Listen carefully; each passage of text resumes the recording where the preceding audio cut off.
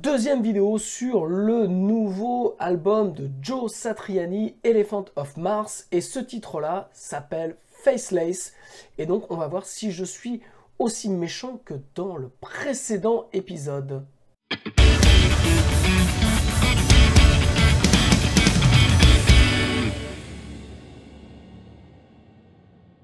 Salut à toutes et tous, c'est Jeff. Aujourd'hui dans Bibi Blabla, nous allons nous pencher sur le deuxième extrait de Joe Satriani, donc de son nouvel album Elephant of Mars, et donc ce titre s'appelle Faceless. Alors, petit résumé des choses, j'ai pas été très tendre avec Joe, en tout cas moi j'ai l'impression de l'avoir fait avec beaucoup de respect, puisque j'ai énormément de respect pour Joe Satriani, mais Sahara ne m'avait pas du tout convaincu.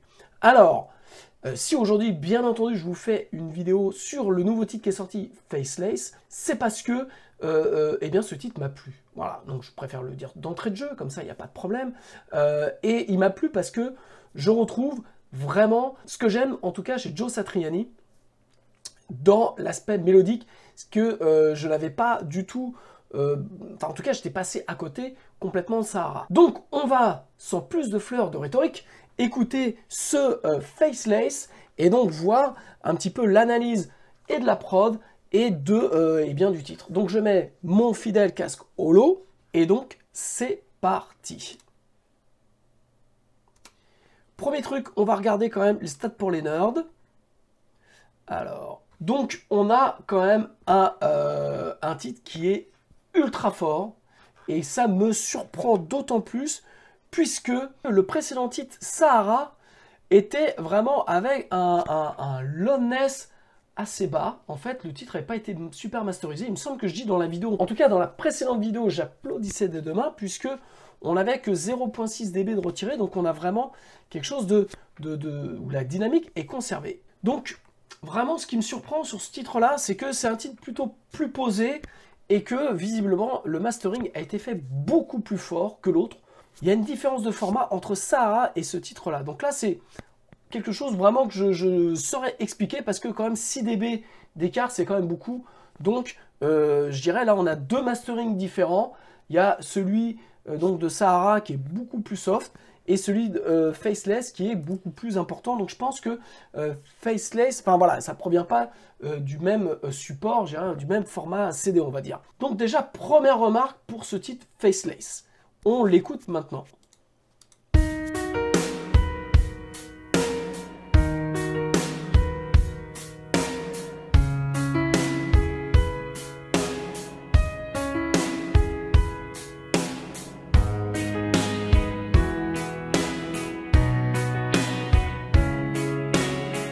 Déjà, rien que là, la mélodie, moi, elle m'accroche, elle me touche.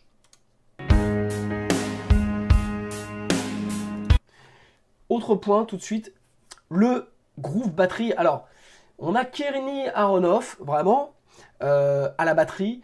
Et en fait, sur un petit peu tous vos commentaires sur la première vidéo, donc Sahara, ça m'a fait quand même penser à quelque chose. Je crois que quelqu'un m'a parlé en fait de Jeff Campitelli, donc qui était le batteur vraiment de Joe de longue date, qui a fait la majorité de ses albums. Et moi, sincèrement, c'est un batteur que j'adorais.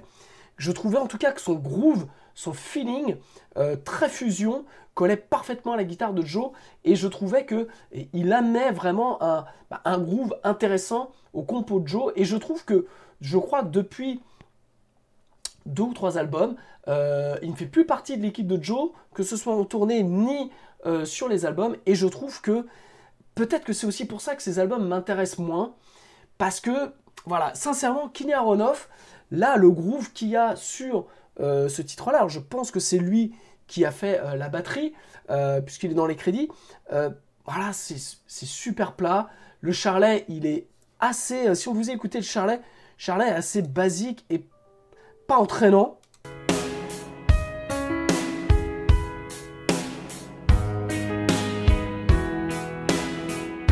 En plus, on entend vraiment la stéréo sur les overheads, ou la pièce qui est assez troublant, je trouve, parce que on a l'impression que le charlet est à droite, mais en fait, on entend beaucoup de résonance à gauche. Comme s'il y avait un élargisseur, un peu de stéréo sur la batterie.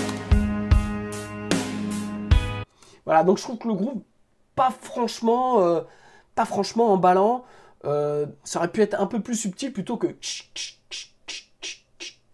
Il n'y a même pas de... Ben voilà. Je suis pas fan de Kenny Aronoff. Voilà, c'est un super batteur pour plein de trucs, mais je trouve pas que ce soit un batteur très fin. Voilà, moi je suis pas fan.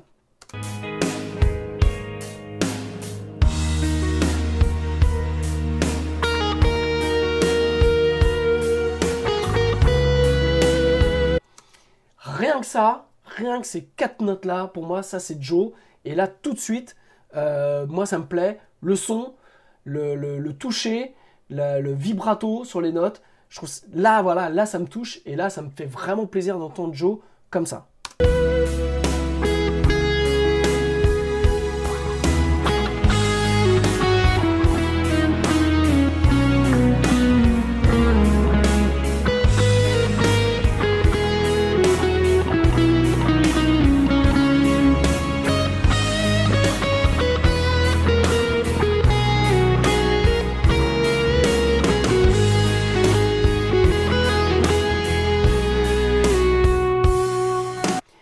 Alors je coupe, voilà, ça, mélodie assez simple, je trouve très Gary Moore dans le pattern, voilà, avec un pattern qui est reproduit avec une note supérieure ou inférieure, en gardant quasiment toujours un petit peu le même pattern. Voilà, je trouve que c'est très Gary Moore dans les instrus que faisait Gary, type The Messiah Will Come Again ou The Lunar. Voilà, donc... là, ça me plaît. Je trouve que le toucher est très délicat, très touchant. La mélodie est belle, c'est simple, c'est épuré. Voilà, ça, c'est le Joe que j'aime. Alors, voilà, parce que certains ont pu peut-être mal comprendre ma précédente vidéo sur Sahara, ou pensant que voilà, j'attendais du shred de la part de Joe, mais pas du tout. Moi, ce que j'aime chez Joe, c'est notamment ça, c'est cette émotion à fleur de peau par la guitare, avec un son si spécifique, avec un toucher, bref, là, ce morceau-là me plaît pour sa simplicité et son émotion, ou son émouvance.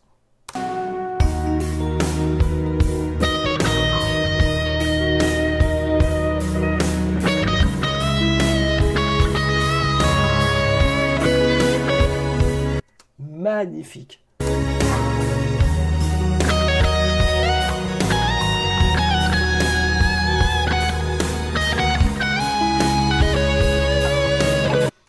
Si vous écoutez bien, vous entendez la delay gauche-droite de la guitare solo. Ça, je vous en ai déjà parlé sur la précédente vidéo. Un trick qu'on utilise beaucoup. Voilà, donc ça donne de l'ampleur. Et puis on entend des petites reverbs, des petits delays, pardon, sur la stéréo. Voilà, ce toucher-là est magique. C'est le toucher de Joe, c'est ça que j'aime.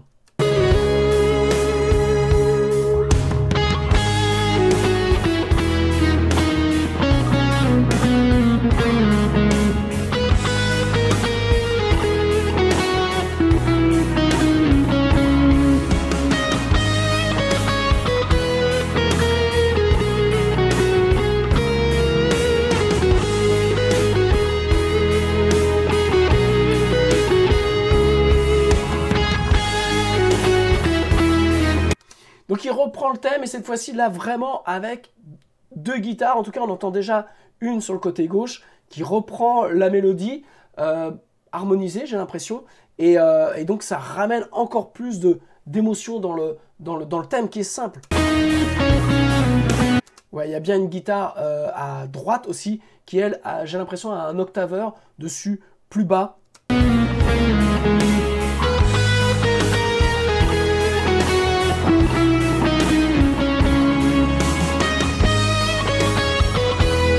Avec un type violon, instrument virtuel, type violon, un peu aigu je trouve, mais en tout cas qui double la mélodie.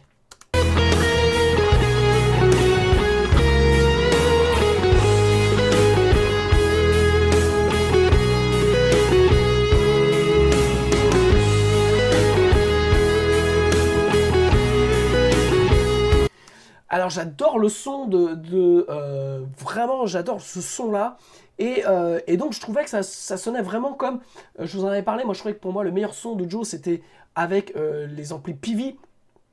Et en fait j'ai vu une interview de Joe qui parlait comment il a enregistré cet album là, et en fait il a tout enregistré en DI, il n'y a pas un vrai ampli, c'est que des simulations d'ampli, des plugins, des sans amp, et pourtant il a ce son. Alors ça me fait penser, mon précédent Bibi Blabla sur comment enregistrer ses guitares DI en hardware ou en plugin. Si vous ne l'avez pas vu, je vous mets le lien ici, je vous invite à aller voir. C'est très important et d'ailleurs, Joe en parle puisqu'en fait, il a enregistré toutes ses guitares en DI chez lui et il les a réampées dans un studio avec des plugins. Enfin, il a fait, et je crois, un tout petit peu de réamp physique avec des vrais amplis. Et sinon, tout a été fait en post-prod, en plugin. Et donc, d'où l'importance de bien enregistrer chez vous, si vous êtes guitariste, de bien enregistrer vos guitares, de bien enregistrer vos DI, si vous ne pouvez faire que ça, parce que après, on peut faire ce que l'on veut en studio dès l'instant où vous allez confier vos DI à quelqu'un qui sait traiter un son de guitare, que ce soit par des plugins ou que ce soit en réampant. Donc, voilà, comme quoi aujourd'hui, pas d'excuses, même Joe enregistre ses guitares DI à la maison et après confie ça à un producteur.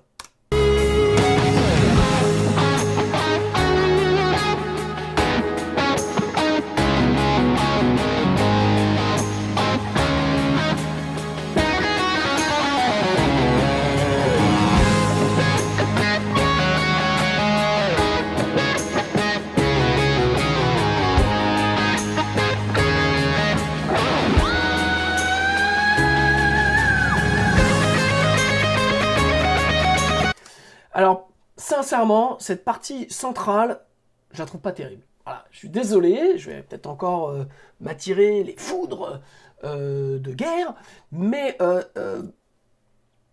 autant il a toujours su faire des ponts qui amenaient quelque chose au titre, autant là, moi je trouve sincèrement que ce pont-là, il est un peu en remplissage. Voilà, il a trouvé un thème basique qui fonctionne très très bien, qui est très émouvant. Et puis, bah voilà, on n'en fait pas une chanson de 4 minutes 45 quand même. Donc, il s'est dit, je vais mettre un pont. Sauf que le pont arrive un peu, pardonnez-moi l'expression, comme un pet sur une toile cirée. C'est-à-dire qu'il arrive un peu comme ça. Il dénote, je trouve, avec la beauté de la mélodie. Voilà, donc il y a une espèce de première partie qui est moyen. La deuxième partie, je trouve, qui est assez cliché.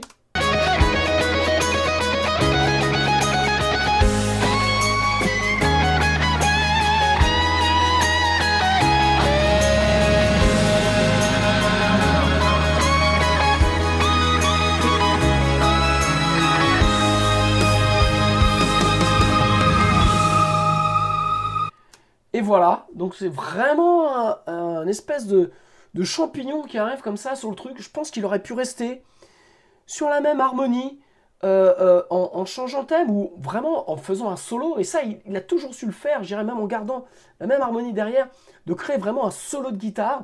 Je ne peux pas dire que c'est lui qui l'a inventé, mais presque quoi, ce truc-là.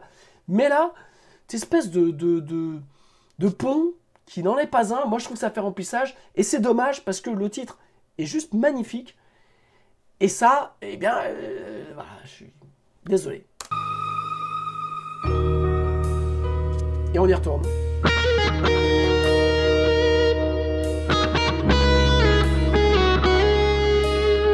Ça me fout les poils, littéralement, quoi.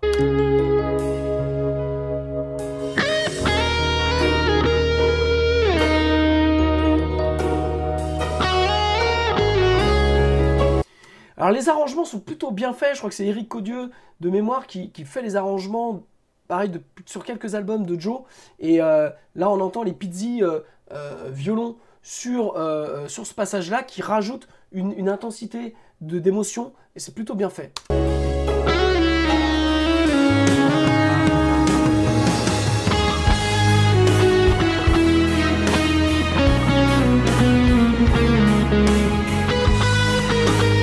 Alors je suis vraiment désolé, mais cette batterie avec ce charlet qui est super large, assez de vent, assez brillant, je suis pas fan.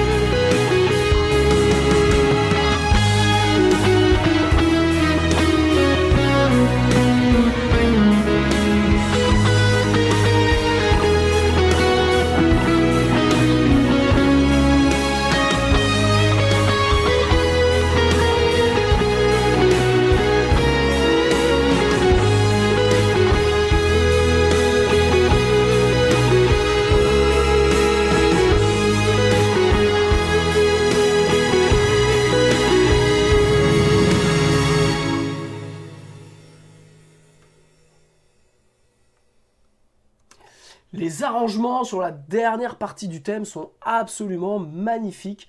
Je trouve ça vraiment beau. Voilà, donc ça c'est le Joe que j'aime malgré tout. Voilà, on est là aussi pour analyser, donc on est là aussi pour décortiquer des trucs qui peuvent pas nous plaire. Voilà, moi ce que j'aime pas c'est c'est le batteur. Deuxièmement, ce son de batterie, je suis pas fan du tout, assez brillant, cette espèce d'élargisseur stéréo qui fait que on sait plus de quel côté vraiment est le charlet et en fait on l'a un peu tout le temps et trop brillant. Par contre, le son de guitare de Joe est juste magique, le toucher est juste magique. On retrouve vraiment cette émotion-là, vraiment à la Gary, vraiment old school, ce qui fait un petit peu plaisir, en tout cas pour un vieux comme moi, mais quelque part, je trouve que ça, alors je pense que ça peut ne pas plaire à toute la jeune génération où vraiment tout est en polyrythmie, avec vraiment à l'image un peu de Tim Henson. Alors je critique pas, hein, parce que vraiment c'est toute cette jeune génération, génération joue très bien. Mais moi, ce que j'aime, c'est quelque part cette simplicité, le toucher, voilà, parce qu'on oublie ça, le toucher de la note, avec quelque part une belle saturation, avec ces delays qui partent sur le gauche et la droite, avec ces glissés, ces légers vibratos, et puis ces thèmes un peu à la Gary Moore, vraiment je le redis, qui moi me touchent, c'est simple, mais pour moi ça fonctionne, je suis client, et voilà. Donc, merci Monsieur Joe Satriani pour ce superbe titre. Vous auriez dû peut-être revoir votre pont qui est un peu hors sujet. Je trouve qu'il n'y a rien à voir avec le titre, qui est dommage. Il arrive là. Il aurait mieux valu peut-être un titre plus court d'1 minute, mais de se passer de ce pont-là, ou de garder la même structure harmonique derrière. En plus, je pense que Eric Codieux aurait largement su arranger ça différemment, parce que vraiment les arrangements sont super beaux. Et puis, vous nous auriez mis, Monsieur Joe Satriani, un beau solo tout simple. Voilà, on n'en demandait pas plus. Là, désolé. Voilà un petit peu pour ce titre Faceless de Joe Satriani. Donc ça veut dire que pour le coup, eh bien j'attends un tout petit peu plus le 8 avril pour découvrir cet album au complet, en espérant qu'il y aura des titres de l'Acabit de Faceless. J'attends vos commentaires. Merci de vous abonner à ma chaîne YouTube. Si vous avez aimé cette vidéo, merci d'en parler à vos amis. Merci de me mettre un pouce. Bref, merci de me filer un coup de main, tout simplement, pour développer ma chaîne. Pour celles et ceux qui veulent, vous avez des e-books gratuits à télécharger pour le Home Studio dans les descriptifs. Vous avez un webinaire le 25 mars sur le gain staging. Si vous voulez vous inscrire, vous avez le lien. Et puis des formations sur Cubase, les EQ, la compression. Bref, vous avez tout. Allez jeter un œil. Je vous embrasse. Et puis je vous dis à très bientôt. Ciao!